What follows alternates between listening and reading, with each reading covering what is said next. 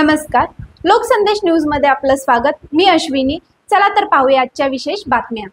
शिवस्वराज युवा संघटना महाराष्ट्र राज्याच्या 7व्या वर्धापन दिनानिमित्त रविवार दिनांक 18 मे 2025 रोजी पंढरपूर येथे शिवराज्य पंढरी रत्न पुरस्कार सोहळा संपन्न झाला।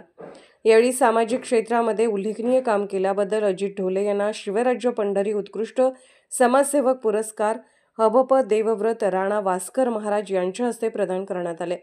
यावेळी बोलताना देवव्रत राणा महाराज यांनी शिवस्वराज युवा संघटनेचे अध्यक्ष संदीप राजे मुटकुळे पाटील, कार्याध्यक्ष मोहन बागल व त्यांचे सर्व सहकारी यांनी हा कार्यक्रम घेऊन विविध क्षेत्रातील मान्यवरांना शिवस्वराज पंढरी रत्न पुरस्कार देऊन त्यांचा सन्मान केला आहे।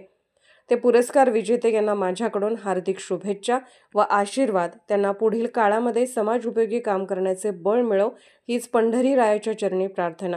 यावेळी संस्थापक अध्यक्ष संदीपराजे मुटकुळे पाटील, कार्याध्यक्ष आटपाडीचे मोहन बागल, पंढरपूरचे नगरसेवक, राजकीय सामाजिक विविध क्षेत्रामधील मान्यवर बहुसंख्येने उपस्थित होते।